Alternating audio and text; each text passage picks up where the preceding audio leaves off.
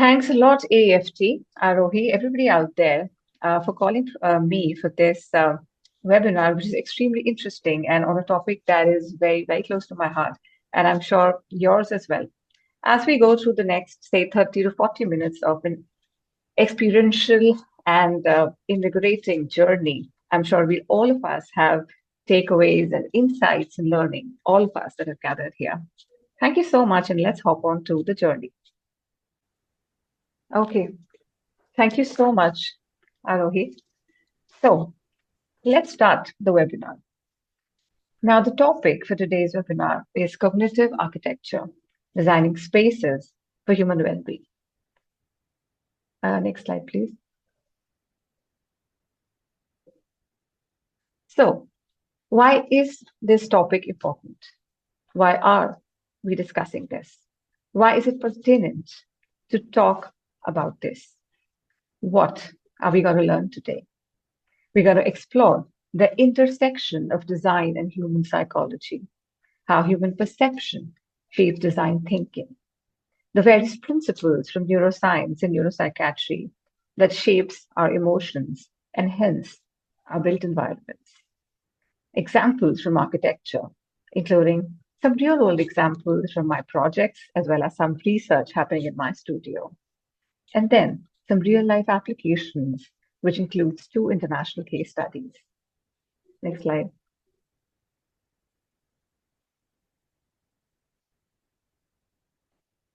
Before starting my presentation, I would like the audience to take a look at the backbone of the research of cognitive architecture, which traces its history to this book, Cognitive Architecture, Designing for How We Respond to the Built Environment, which has been the winner of the Environmental Design Research Association Award as well.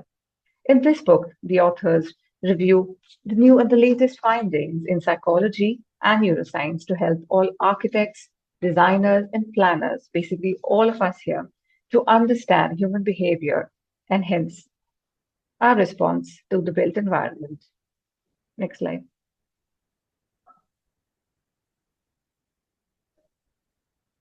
So, have you ever wondered why some spaces feel extremely welcoming while the others don't? Next slide. Well, there's a small visual test for the audience here as a warm-up session initially. I'm going to show you 2 buildings in the upcoming slides, and I would like all of you to make a mental note as to which one of these do you find as more, say, welcoming or attractive or maybe more pleasing. Next slide. So as you absorb this and take a note of your preference in your minds, I would like to tell you the reason for your preference. Well, this question will be answered slowly and initially, say in another 10, 15 slides, and basically you'll have all your answers at the end of the webinar. Next slide. Because design isn't just about aesthetics. It shapes how we think, feel, and behave. Next slide. Before I start my presentation, I would like to quote Steve Jobs, who's actually the founder of the biggest tech company in the world, that is Apple. But at heart, he was a designer. The broader one's understanding of the human experience, the better design we all shall have. Next slide. So what is cognitive architecture? Well, by definition, designing spaces informed by how we humans perceive and interact with our surroundings. And we need to emphasize the role of neuroscience and psychology in shaping healthier and more engaging environments. We all of us, architects, interior designers, planners, we all try to follow some certain design principles to elevate our human experiences in the built environments. But all these principles need to be rooted in how our brain is wired, and that forms its crux in neuroscience and neuropsychiatry. Next slide. So, what are the criteria for designing healthy spaces?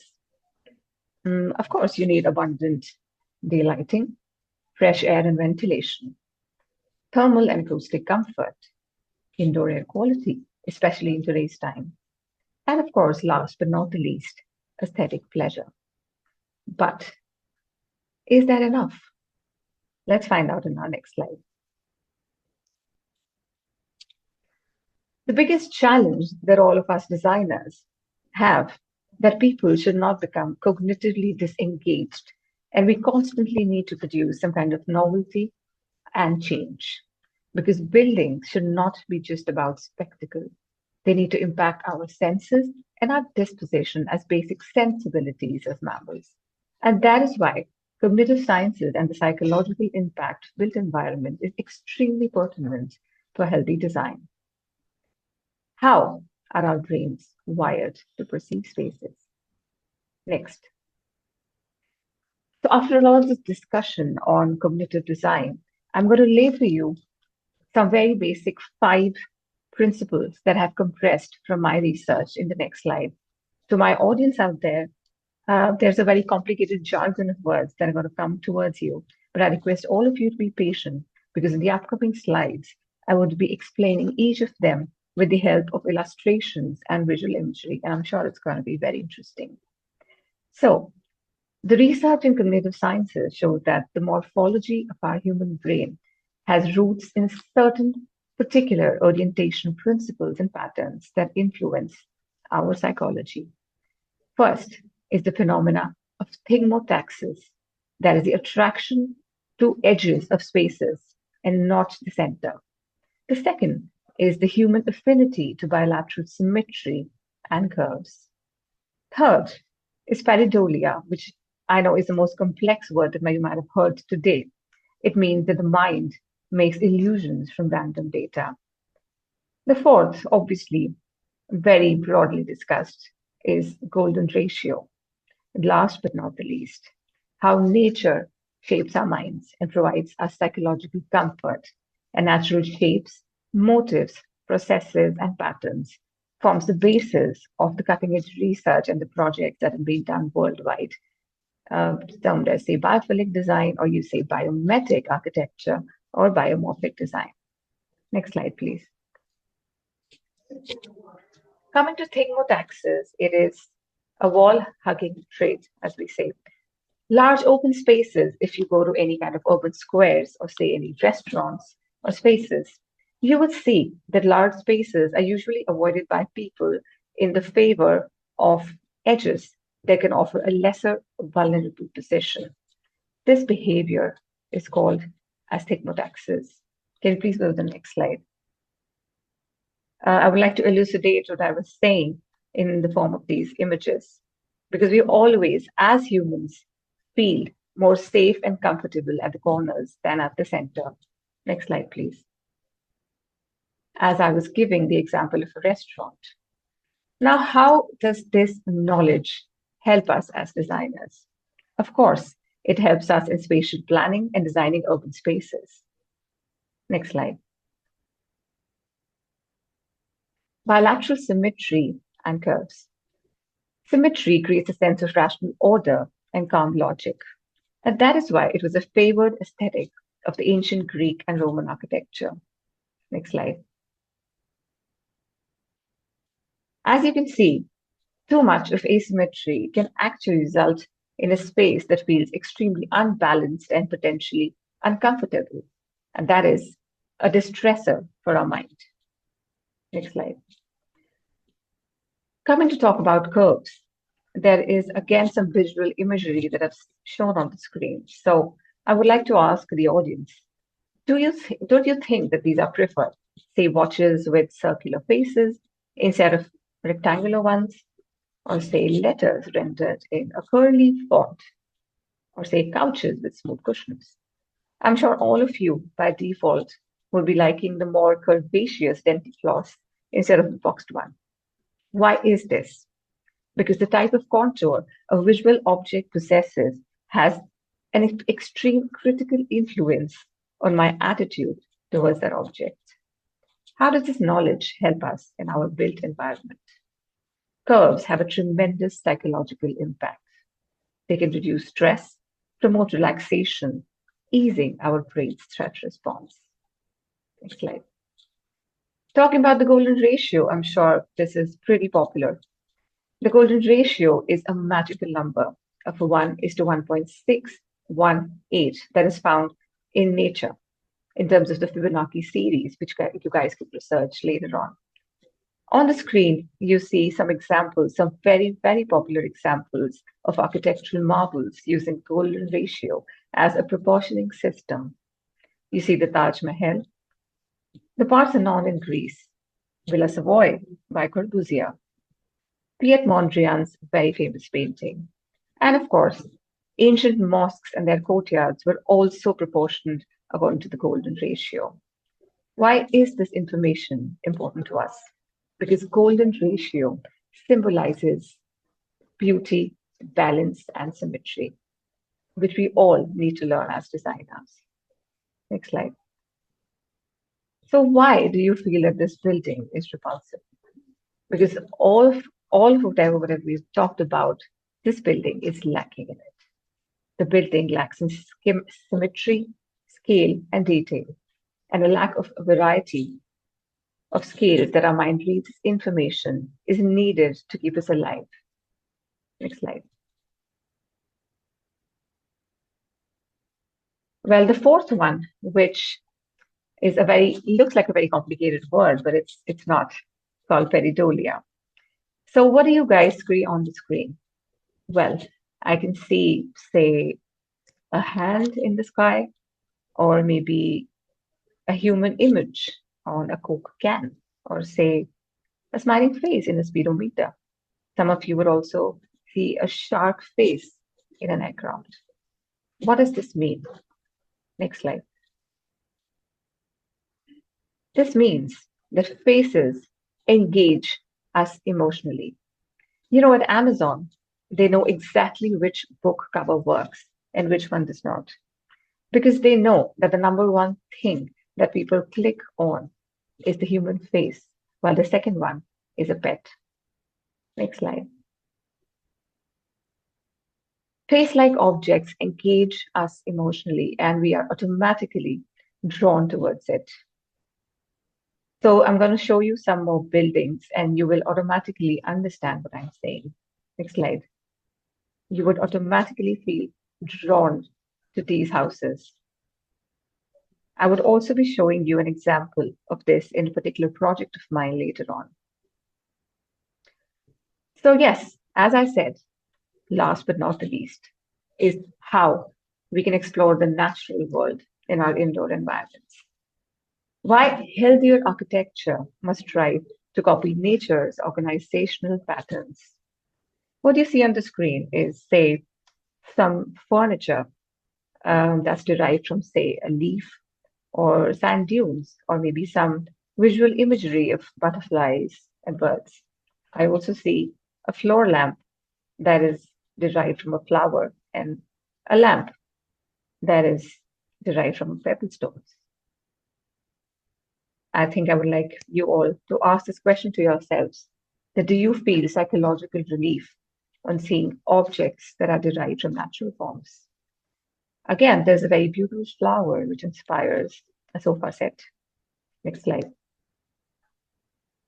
Also, there is furniture called as biomorphic furniture, which kind of tries to translate the natural curvilinear forms. Next slide. Well, this is a project done in Japan by Kengo Kuma, which is a children's play school. And as you see, he deploys yellow sunflower-shaped installations in the ceiling. Next slide. And of course, it introduces an element of playfulness as well as happiness amongst the children. Next. This is a project which is also a play school that is done in Philadelphia, USA, very recently. And as you see, what do you see? Aren't you reminded of the Japanese Zen garden and the rocks when you see the seating? Yes, these shapes are always surrounded. We are always surrounded by these shapes, and how we choose to design these shapes affects our built environments, the people who are staying in them. Next slide, please. This example is again of a forest canopy being done in a restaurant. Next slide. So we've spoken a lot about cognitive sciences, how our brain is wired, and we also discussed some foundations of cognitive design. So what happens when science meets design? There is a latest cutting edge research on how spaces affect our mental health and productivity. The studies on biophilic design that show how natural light and greenery reduce stress and improves our focus. And of course, there are behavioral studies on space usage and wayfinding in hospitals. Next slide, please. So now, how do we apply these principles in real life?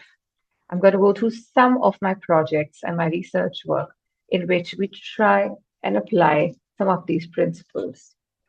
This is a project that was commissioned to us, which is a villa project in GP Greens, Greater Noida in 2019. Well, our clients wanted to basically use this villa for leisure, rejuvenation, and relaxation.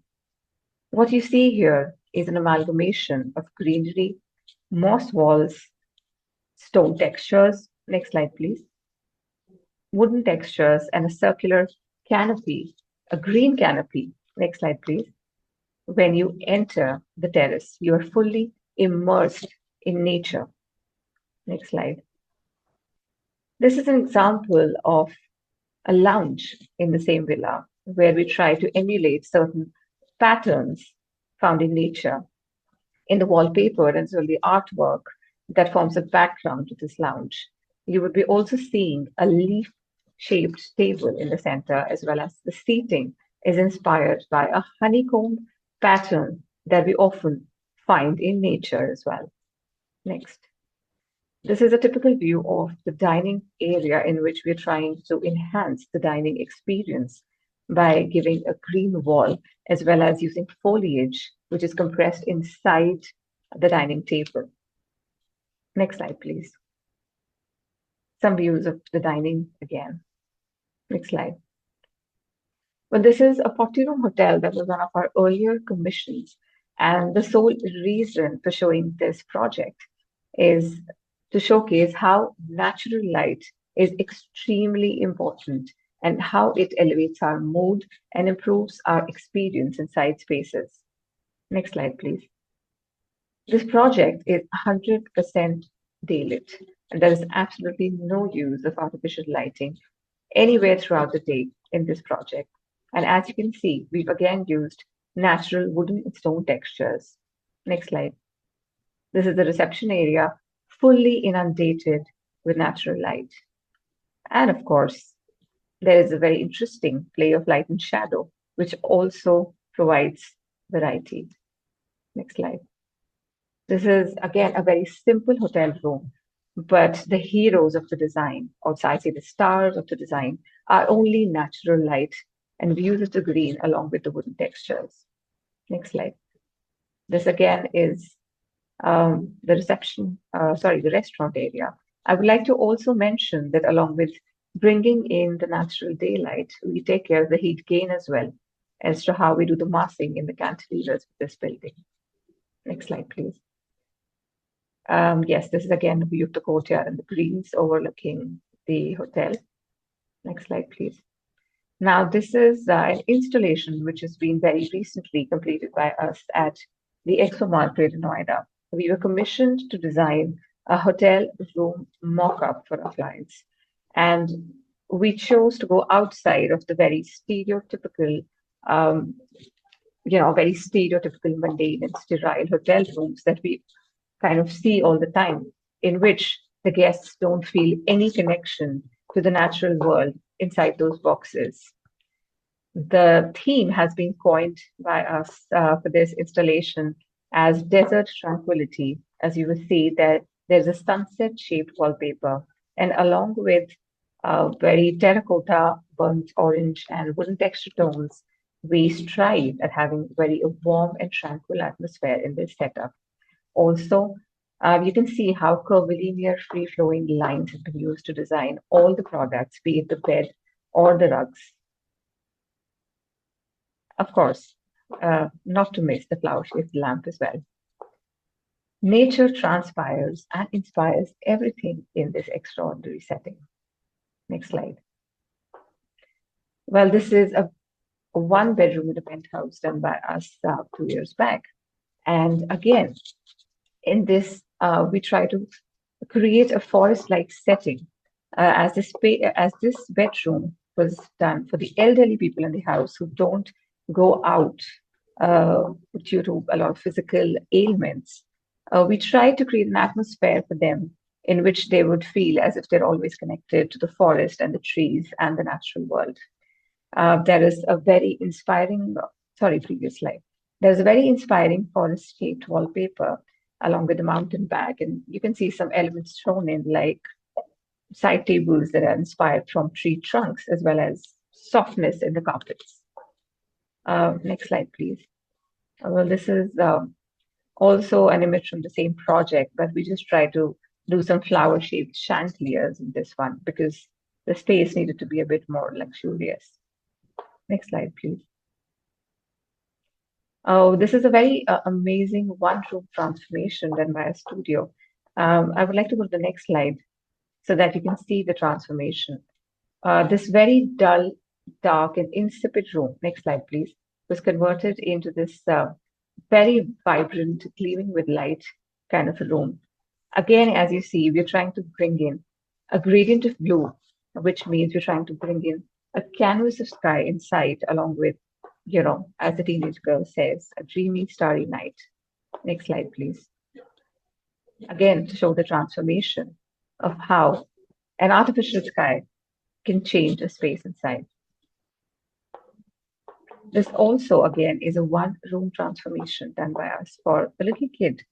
And as I was speaking about the usage of curves in one of the initial slides, being a kid, we wanted to avoid any sharp edges in the room so that he would not get hurt. Next slide, please. So the design of the bed, the low height bed, along with the low height curvilinear side tables, of course, is very playful for the child as well.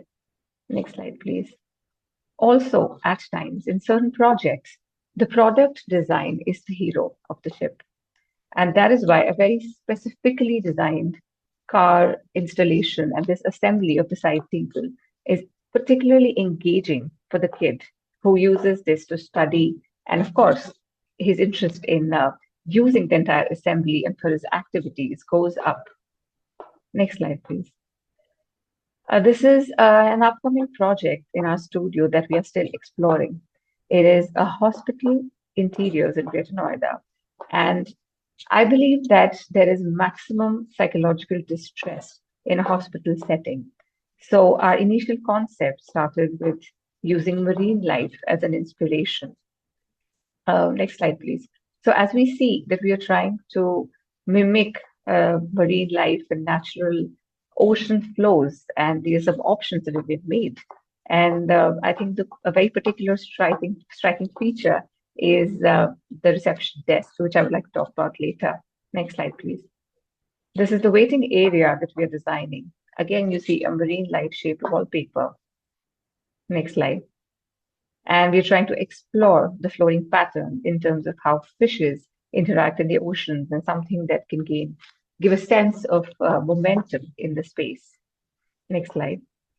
This is a typical product design exercise that we are doing again. Next slide, please, in which we're trying to mimic the coral reefs found in the oceans as the main reception table for the hospital. Now, this is the last slide for my projects. And in case you guys remember, I was talking about peridolia in the beginning. This is a vaccination room for pediatric cancer patients in house. And of course, if you can spot what I'm saying, there are illusions of human faces in this and what we're trying to achieve. Next slide. Now let's talk about two global case studies. Next slide, please. Now this building is Kampung Admiralty Singapore by Boha Architects. That was the winner of the Best Building of the Year award in the World Architectural Festival a few years back. As you can see, this is a mixed-use development, which is intertwined in greenery Next slide, please. And if you see the plan of this building, you can easily spot the courtyards as well as the terrace gardens, as well as the play areas at different levels that are harmoniously blended with the living areas. Next slide, please. As you see a section, all the retail and the food and the beverages on the basement, the ground floor, and all the living quarters are amalgamated with all the sky gardens and terraces. Next slide. Well, yes, it looks like a forest, but you are actually on, say, the seventh or the eighth floor of a building. How would you feel in this space? Next slide. Next slide. There's a typical play area. Again, this is not the ground floor, but the upper levels. Next slide.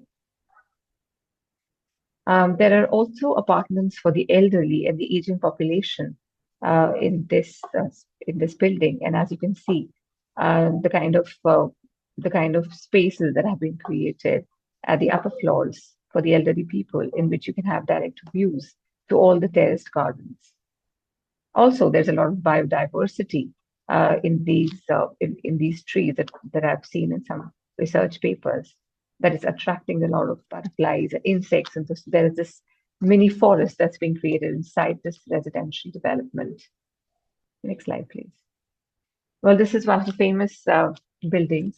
I'm sure a lot of you already know about it because it is still in construction.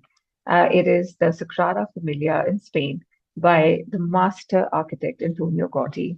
This building is a masterclass in architecture itself. And as you can see, it is very famous for its ornate exterior. Next slide, please. But I would like to draw attention to the interiors of this building. Next slide, please. Yes, I would like to draw more attention to the interiors of this building because Gaudi always believed that there is no straight line in nature, and hence he never used any straight lines. As you see, all the columns have been inspired from tree trunks, and he wanted to give the illusion of being under palm trees or the canopies of forests. Next slide, please. This is the imagery he's trying to create with the natural world and its elements inside. Next slide. And these are, of course, stained glass windows that bring in all the color and the light, also inspired by nature. Next slide, please.